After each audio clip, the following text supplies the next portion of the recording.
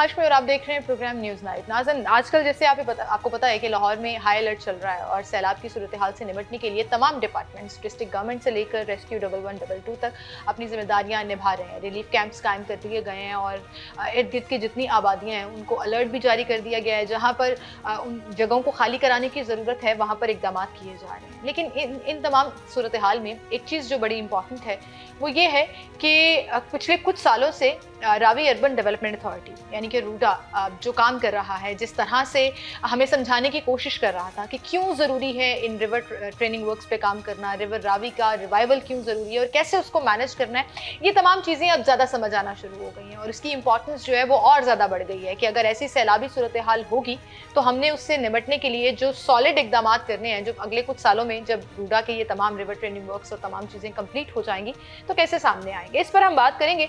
और कैसे जो है ये जो आज सिचुएशन सामने आई है एक रियल टाइम एग्जाम्पल है कि हमारे लिए ये रूडा की एग्जिस्टेंस जो है वो बहुत ज़्यादा ज़रूरी थी। इस पर हम बात करेंगे। रूडा से डायरेक्टर साहिबा हमारे साथ मौजूद हैं, डायरेक्टर स्पेशल इनिशिएटिव फातिमा साहिबा, उन्हें मैं खुशामदीद कहूँगी। अस्सलाम वालेकुम जी। वालेकुम सलाम। क्या हाल है जी? अल्हम्दुलिल्लाह। अच्छा, बहुत से लोग इस बारे बहस करते थे कि रावी तो सूखा पड़ा है, वहाँ कौन सा पानी आ जाता है, क्योंकि कई सालों से ऐसी सिचुएशन नहीं हुई थी। लेकिन right now we are in this situation जहाँ पर हम वो पीक पर मौजूद हैं कि वो तमाम इकदाम जो सैलाब से निपटने के लिए किए जाने चाहिए वो किए जा रहे हैं। तो मेरे ख्याल से रूडा की इम्पोर्टेंस सब खुलकर ज़्यादा सामने आ रही है। Thank you so much for having us over. बहुत शुक्रिया आपका। रावी अर्बन डेवलपमेंट अथॉरिटी का एक बड़ा इंपॉर्टेंट काम है। Obviously we completely aware of what the criticism we've been facing कि इस अथॉरिटी की क्या ज़रूरत थी। दरिया सूख चुका है, दरिया इज़ अ डाइंग रिवर, दरिया is a disease river. But आप ये देखें कि आप चौकीदार सिर्फ घर में तब नहीं ला के रखते जब आपको पता होता है कि डाका पड़ना है। हाँ, या डाका पड़ने के बाद, या डाका पड़ने के बाद आप नहीं करते।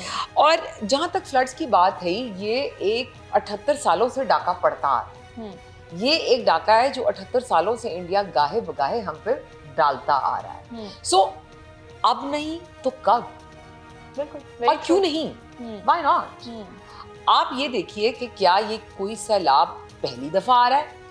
नहीं, ये सैलाब कोई nth and umpteenth टाइम आ रहा है। आप ये देख रही हैं ना। सो आई फेल टू अंडरस्टैंड वो लोग जो ये नहीं जानते, क्या उनकी 3-4 साल 5 साल पुरानी भी कोई मेमोरी नहीं है कि किस तरह इंडिया जब उसका दिल करता है या जब उसकी ज़रूरियात से बाला हो जाता है पानी का स्टोरेज, तो what has India been doing to us and to our villages and to our rural and urban population and what disasters we have been facing financially, emotionally, infrastructure wise, everything. हमारी rural life बेचारी जो कि already इतनी compromise situation के अंदर है, जिनकी कच्चे घर हैं या जो पक्के मकान भी हैं वो भी obviously not that strength bound, मवेशियों के ऊपर उनकी सारी मुआशी वो है। आप ये देखें कि जब से रूडा बना है उसको क्रिटिसाइज करने वाले उसका जाके एक दफ़ा एक्ट पढ़ें, उसकी डिटेल्स पढ़ें, आपको पता लगेगा कि ये एक हाउसिंग सोसाइटी नहीं बन रही, ये एक पूरा पैकेज है।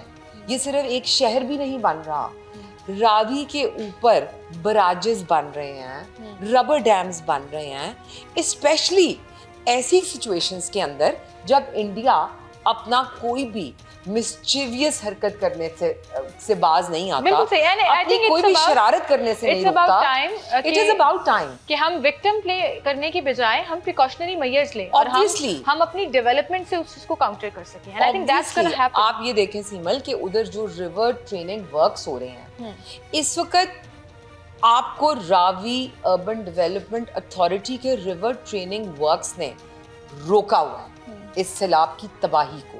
अभी ऑब्वियसली ये तो देखे ना, जो इस इदारे की विजन है, जो इस इदारे की एफिशिएंसी है, जो इस इदारे ने अब तक दिन रात, मैं तो कहती हूँ मुझे पता है कि इस इदारे के एम्प्लॉइज और जो हमारे इंजीनियर्स हैं, जो हमारे डेवलपमेंट एंड बिल्डिंग कंट्रोल के लोग हैं, हमारे रिवर ट्रेनिंग वर्क्स के लोग हैं, हमारे इंफ्रास्ट्रक्चर डेवलपमेंट के लोग हैं, हमारे CEO, हमारे COO, हमारे सारे जितने इंजीनियर्स हमारे ऑल ओवर द प्लेस लगे हुए हैं, वो तो बेचारे 24 में से आई वुड से 25 घंटे काम करते हैं।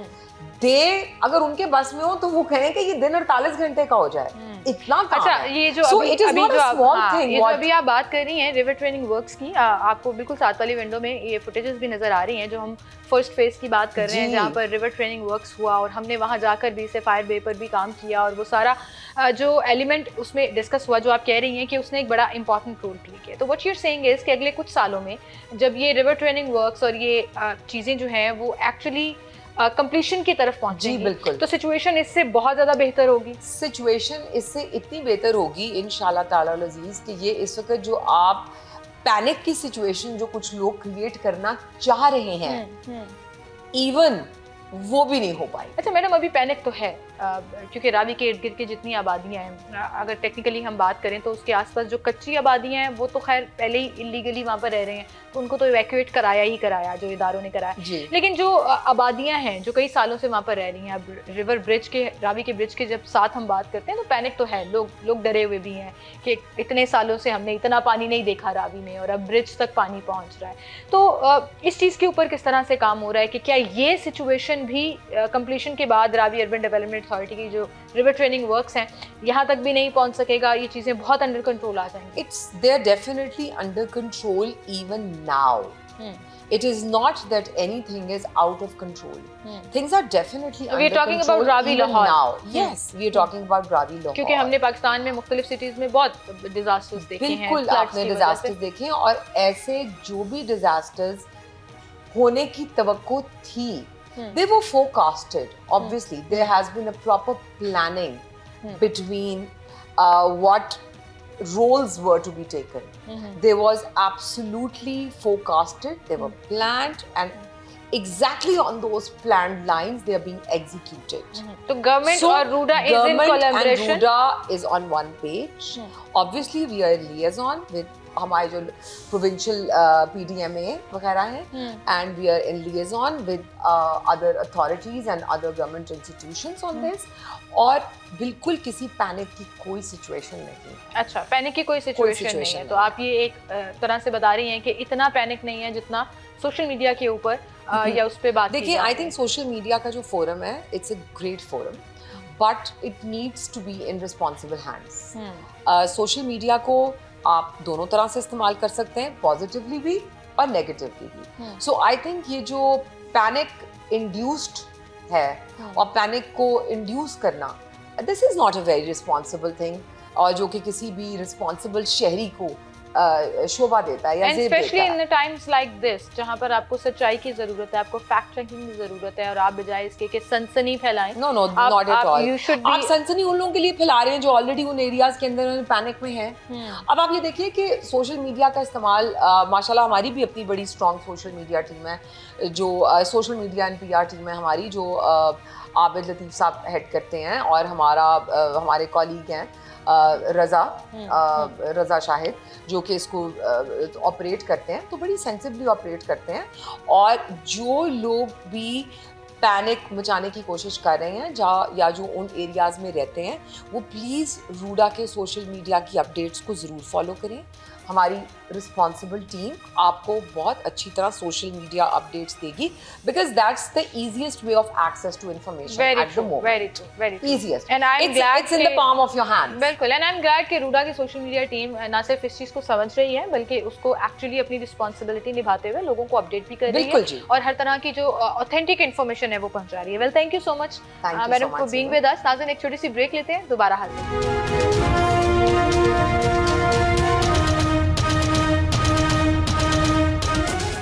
वेलकम बैक नाज़रीन, एक बार फिर से आपको खुशामदीद कहेंगे। जब भी हम सैलाबी सूरत हाल की बात करते हैं, फ्लड्स की बात करते हैं, क्लाइमेट चेंज इन्वायरमेंट की बात करते हैं, तो ये सब कुछ एकदम अचानक से नहीं हो जाता। इसके पीछे पूरा एक स्टडीज़ मौजूद होती हैं, फॉरकास्ट मौजूद होता है। फिर ऐसा क्यों होता है कि जब पैनिक किसी सिचुएशन हो जाती है, जब हमें लगता है कि अचानक से ये सब कुछ हो गया और हम इस नहज पर पहुँच गए, लेकिन इन तमाम रिसर्चेस के ऊपर, इन तमाम स्टडीज़ के ऊपर रावी अर्बन डेवलपमेंट अथॉरिटी की जो एक्सपर्ट टीम है वो कई सालों से न सिर्फ स्टडीज़ कर रही है, अपने रिसर्च नोट्स जो है वो कंडक्ट कर रही है, बल्कि उसके ऊपर बाकायदा काम भी चल रहा है। और जब मुझे याद है कि मैं रूडा के ऊपर शो किया करती थी क्लाइमेट चेंज के ऊपर, और सैलाब की सूरत हाल हम डिस्कस किया करते थे, तो हम ये समझते थे, वी आर सो नाइव कि हम ये समझते थे कि ये तो अब नहीं होने वाला, अब तो रावी में पानी नहीं आने वाला, अब तो सैलाब की सूरत हाल इतनी खतरनाक कभी भी नहीं होगी, तो पता नहीं क्यों ये लोग इसको इतना फोकस्ड किए हुए हैं। तो आज जब हम इस नहज पर पहुंचे हैं कि हमें रिलीफ कैंप्स कायम करना पड़ रहे हैं, वहाँ से लोगों को इवैक्यूएट कराना पड़ रहा है, वहाँ पे एक अलर्ट्स जो हैं वो जारी कर दिए गए हैं, एक अलार्मिंग सिचुएशन है, उसमें हमें ये नज़र आता है कि हाउ राइड रूडा was back then and now, कि ये रिवर ट्रेनिंग वर्क्स, रावी को आबाद करना, रावी को इस तरह से डेवलप करना कि ये सैलाबी सूरत हाल जो है वो कहीं पर भी आबादियों को अफेक्ट न कर सके, ये बड़ा इंपॉर्टेंट था। हमारे साथ तर्जुमान एनवायरनमेंट डिपार्टमेंट मौजूद हैं रूडा से, मैडम नादिया, उन्हें मैं खुशामदीद कहूँगी, जिस पे हम क्लाइमेट चेंज से लेकर रूडा की इम्पोर्टेंस और किस तरह से ये जो रिवर रावी की डेवलपमेंट है ये आने वाले सालों में हमें इस स्टेज से बचा सकती है। अस्सलाम वालेकुम जी। वालेकुम सलाम। मैडम क्या हाल है आपकी? खैरियत। आप मेरी ये सारी कॉन्वर्सेशन सुन रही थी और मुझे ये फीलिंग आ रही थी कि आप कह रही है कि अब पता लगा, मैं आपको उस वक्त भी कहती थी कि ये रिवर ट्रेनिंग वर्क्स आपको आने वाले सालों में किस तरह से बचा सकती हैं। तो अनएक्सपेक्टेड और एक्सपेक्टेड फोरकास्ट हुआ है या नहीं हुआ हुआ, दैट्स अनदर क्वेश्चन। बट चूँकि आप एक इन्वायरमेंटलिस्ट भी हैं, क्लाइमेट चेंज के ऊपर आपने बहुत ज़्यादा अपनी रिसर्च पेपर्स, और क्योंकि रूडा जब भी कोई काम करता है तो वो रिसर्च बेस्ड जो है उसके ऊपर होता है, तो मुझे थोड़ा सा मेरे लोगों को, आम लोगों को भी, लाहौरियों को भी ये बताइएगा कि ये असल में हाउ डज़ दिस वर्क? ये क्या बहुत अनप्रिडिक्टेड होता है सैलाब की सूरत हाल को कैप्चर करना? ना सिर्फ लाहौर में बल्कि ओवरऑल पाकिस्तान में हम देख रहे हैं कि बहुत सी जगहों पे बहुत ख़तरनाक, दिल दहला देने वाली वाक़यात इन सैलाबी सूरत हाल में, और अब हम देख रहे हैं कि हमारा लाहौर जो है वो भी उस अलार्मिंग सिचुएशन में। तो थोड़ा सा इसको ज़रा एक्सप्लेन करिएगा क्लाइमेट चेंज के एस्पेक्ट से या एनवायरनमेंट के एस्पेक्ट से। Thank you Simal. हमेशा मैं कहती हूँ कि सीमल हमारी क्लाइमेट चेंज की स्टूडेंट बन चुकी हैं, क्योंकि इतना अच्छा एक्सप्लेन किया आपने चीज़ों को। और इसी तरह से जो हम अपने शोज़ करते हैं और उसमें भी हम जितनी इन्वायरमेंटल अवेयरनेस जनरेट कर सकते हैं, डिफरेंट टॉपिक्स पे हम काम करते रहें, आपसे बात भी होती रही है, और उसका बुनियादी मकसद यही होता है कि आम आवाम में या आम लोगों में उसके लिए हम अवेयरनेस जनरेट कर सकें। अगर आप क्लाइमेट चेंज की बात करें तो अगर हम पिछले 20 सालों का ही फ्लड का ट्रेंड्स अगर चेक कर सकें तो वो ट्रेंड्स ये बताते हैं कि पहले किन एरियाज़ को फ्लड ने अफेक्ट किया और फिर ग्रेजुअली डिफरेंट एरियाज़ के अंदर, क्योंकि जिस तरह से पाकिस्तान का एक पूरा इरिगेशन सिस्टम है जी। और वो इन्हीं फ्लड्स को लेकर बेस बनाकर और वो बना डिज़ाइन किया गया, और जब पहाड़ों से पानी आता है और उन्होंने जिस तरह से डाइवर्ट होना होता है तो उसी पे वो बेस करता है, क्योंकि ग्रेविटेशनल फ्लो के ऊपर ये चीज़ें चल रही होती हैं। उसके साथ साथ जिस तरह से हमारा इंफ्रास्ट्रक्चर है, बराजीज़ हैं और बाकी चीज़ें, पहले मैं ओवरऑल अगर पंजाब की बात कर लूँ तो उसके अंदर उसमें रीडिज़ाइन भी हुई चीज़ें और रीडिज़ाइन होकर रीमॉडलिंग भी हुई उनकी, और उनकी कैपेसिटी को इन्हांस किया गया। सो कैपेसिटी बिल्डिंग की गई रिवर्स के अंदर और बैराजेस के अंदर।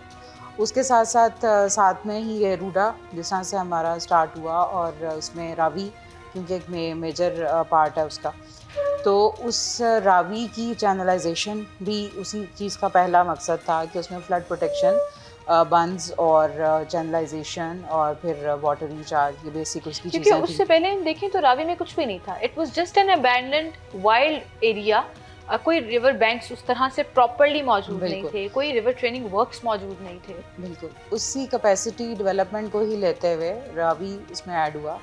और रावी जिस तरह से हम भी स्टूडेंट्स थे और तब से सुन रहे हैं कि रावी के ऊपर, रावी में पानी नहीं है, जिस तरह से हम अपने बड़ों से सुनते हैं, आप भी सुनती होंगी। सो उस चीज़ को देखा गया और क्लाइमेट चेंज स्टडीज़ भी जिसके पीछे की गई, जिस तरह से इसका चैनल डिज़ाइन किया गया उसी में क्लाइमेट चेंज स्टडीज़ भी शामिल की गई, सो दैट कि हम उस फोरकास्ट को, उस ट्रेंड को चेक कर सकें। देखिए 2022 में अगर आप फ्लड्स को देखते हैं तो उसमें आपको सबसे पहले उसमें आपका बलूचिस्तान का इलाका ज़्यादा अफेक्ट होता है, फिर आपका सिंध का इलाका होता है, और फिर लास्ट ईयर जिस तरह से साउथ पंजाब उसमें लपेट में आता है, और थोड़ा सा केपी का एरिया। अभी जिस तरह से केपी भी हुआ और वो एरियाज हुआ जी, वो एरियाज इस वक्त ज़्यादा लपेट में आए जो पिछले कुछ सालों से बिल्कुल असरअंदाज सैलाब पे नहीं हो रहा था। सो अब ये देखने की ज़रूरत है कि सैलाब का ट्रेंड किस तरफ चल रहा है और वो किस तरह से चीज़ों को या इलाकों को ये भी प्रेडिक्ट होता है, ये भी फोरकास्ट हो सकता है कि कौन सा एरिया, जैसे अभी हमने 10 दिन पहले से अलर्ट जारी कर दिया गया था कि बलाई पंजाब और पंजाब के ये वाले एरियाज जो हैं वो इफेक्ट होंगे, तो आप लोग केयरफुल हो जाएं। बिल्कुल होता है। जिस तरह से हम एक पुराना ट्रेंड देखते हैं, इसी तरह हम न्यू ट्रेंड भी उसी के ऊपर सेट करते हैं कि अगर उसका बेसिक रीज़न टेम्परेचर है अगेन, कि जिसमें हमारे पास पेरिस एग्रीमेंट भी है, जिसमें हमारे पास UNFCCC चीज़ें और वो सारी सस्टेनेबल डेवलपमेंट गोल्स हैं या NDCs कह लें, उन सारी चीज़ों का जो क्रक्स है वो यही है कि हम अपना टेम्परेचर जितना हमने प्री इंडस्ट्रियल टाइम था उससे बहुत ज़्यादा ऊपर चला गया। और अभी अगर 1.5 डिग्री सेंटीग्रेड इंक्रीज़ किया या इन्हांस किया तो उसके रिजल्ट्स ही हैं। उसमें यह है कि ग्लेशियर लेक आउटबर्स्ट होते हैं, ग्लोव जिनको हम कहते हैं, और जिस तरह से आप सुन रही हैं कि क्लाउड बर्स्ट हो गया और वो हो गया।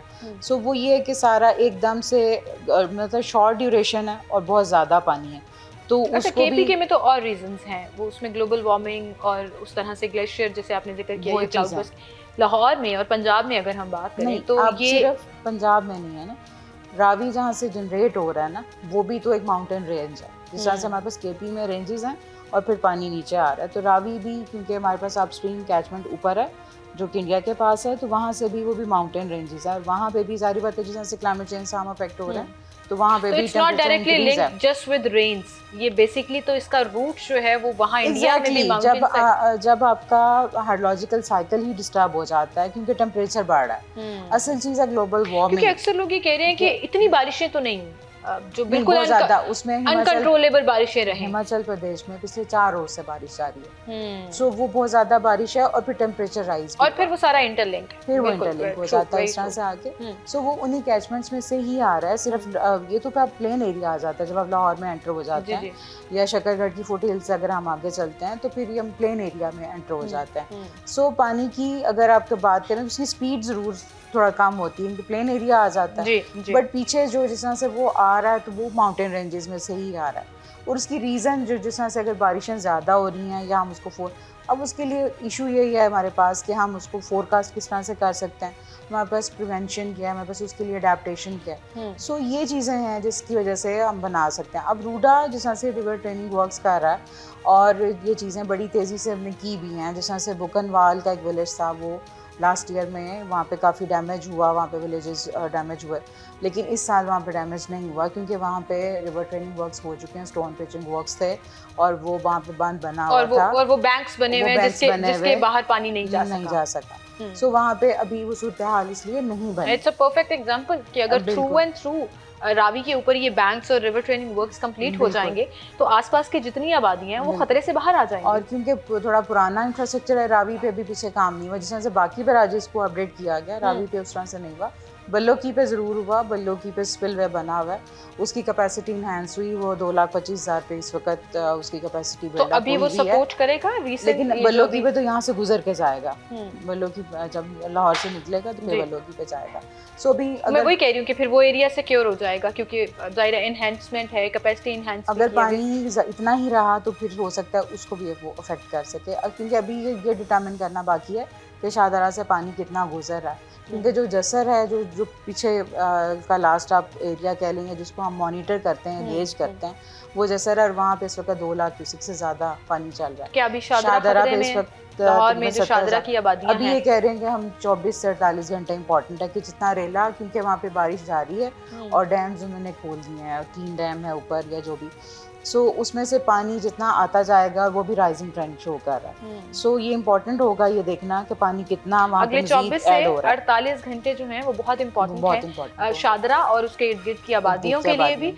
इसीलिए वहाँ पर हाई अलर्ट भी है। डिस्ट्रिक्ट गवर्नमेंट की पूरी हैवी मशीनरी वहाँ पर मौजूद है। रेस्क्यू 1122 की बाकायदा कैंप्स वहाँ पर लगाए गए हैं। बहुत सी गवर्नमेंट ऑफिशियल्स जो हैं वो बार बार वहाँ विजिट कर रहे हैं और उस तमाम जगहों का जो है वो जायज़ा लिया जा रहा है। एंड आई थिंक आपने ये बड़ी इंपॉर्टेंट बात की कि नेक्स्ट 24 to 48 आवर्स वहाँ के रिहायशियों को या तो इवैक्यूएट कर लेना चाहिए जो भी गवर्नमेंट डायरेक्शंस दे रही है, या बहुत हाई अलर्ट पर रहना चाहिए कि खुदा ना खास्ता ये सिचुएशन, अल्लाह करे जी, ये सिचुएशन क्लियर हो जाए और ये रैला बगैर आबादियों को नुकसान पहुंचाए आगे निकलता चला जाए, ना सिर्फ लाहौर में बल्कि आगे भी। लेकिन वहीं पर हमें थोड़ा सा केयरफुल भी रहना पड़ेगा। और जब ये सिचुएशन का डिस्कशन चल रही होती है, जब इस तरह की कोई सिचुएशन पर बात की जा रही होती है, तो ये प्रेडिक्शन के ऊपर या आपकी अपनी सोच के ऊपर डिपेंड नहीं करता, ये फैक्ट्स के ऊपर डिपेंड करता है। और फैक्ट ये है कि next 24 to 48 hours you have to be very very very alert, और आपको इससे अपने आप को और अपनी फैमिली को बेसिकली जान से बढ़कर कुछ नहीं है, उसको सिक्योर रखना है। बहरहाल एक छोटी सी ब्रेक लेते हैं, दोबारा हाजिर होंगे हमारे साथ।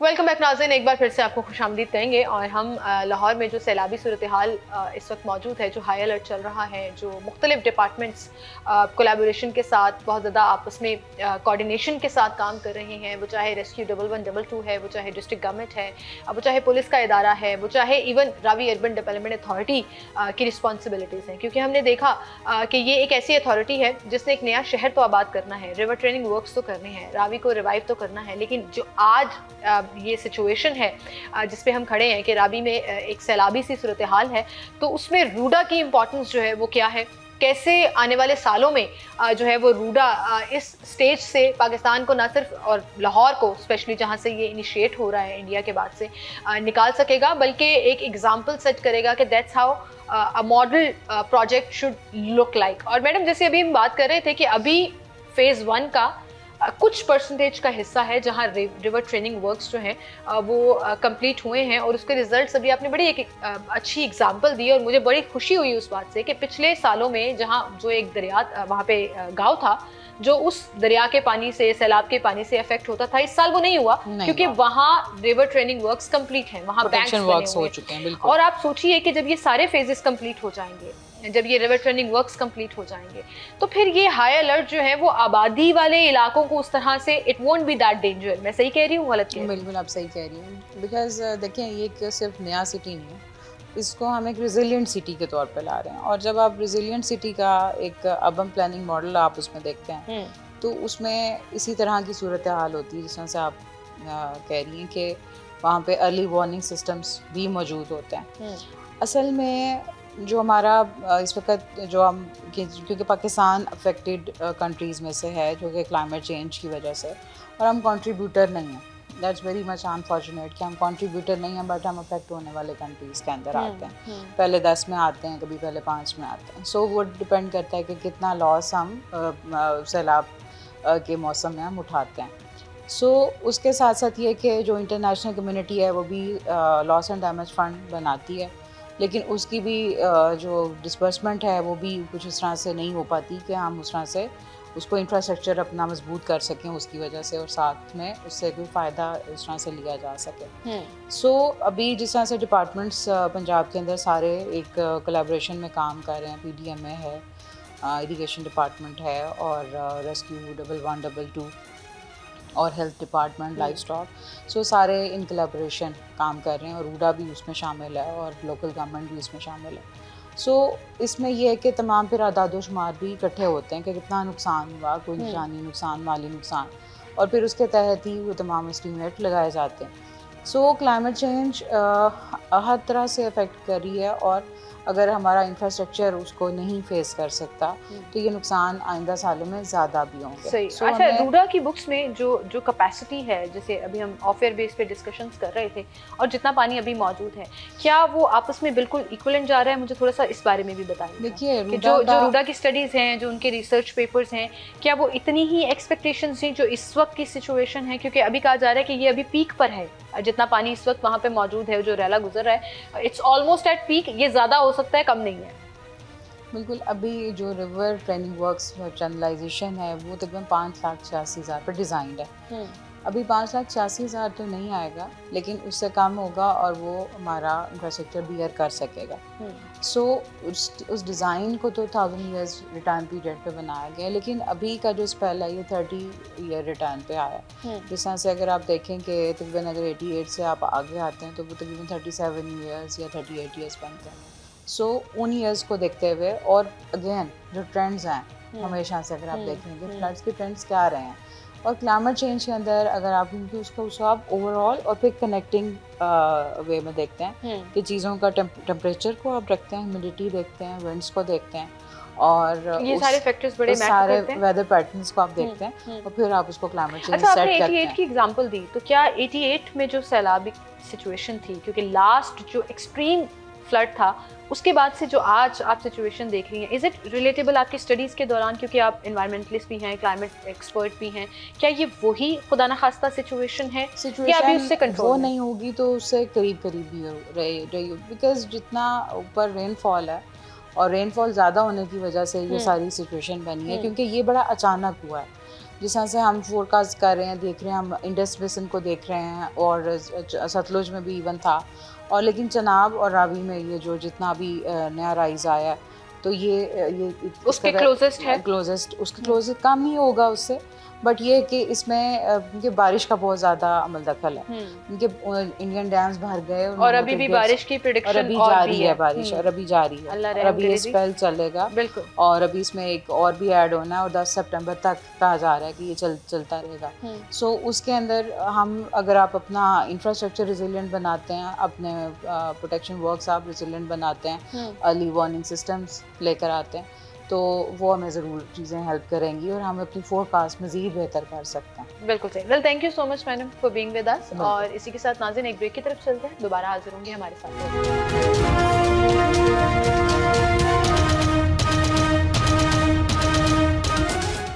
वेलकम बैक नाज़रीन, एक बार फिर से आपको खुशामदीद कहेंगे। और जब हम अर्बन डेवलपमेंट की बात कर रहे हैं, रिवर ट्रेनिंग वर्क्स की बात कर रहे हैं, और मेरे पीछे ये जो तमाम आप इमेजेस देख रहे हैं, जो पूरा एक टाइम लैप्स है कि किस तरह से फ़ेज़ 1 में, जिसकी 100% कम्प्लीशन रूडा ने कर ली है, और वहाँ पर इस वक्त अभी जो सैलाब आया हुआ है और सैलाबी रेला है, उसमें क्या सूरत हाल है, इन तमाम चीज़ों पर हम बात करेंगे। असिस्टेंट डायरेक्टर अर्बन प्लानिंग हमारे साथ मौजूद हैं, शहरियार जावेद साहब। अस्सलाम वालेकुम जी, क्या हाल है सर आपके?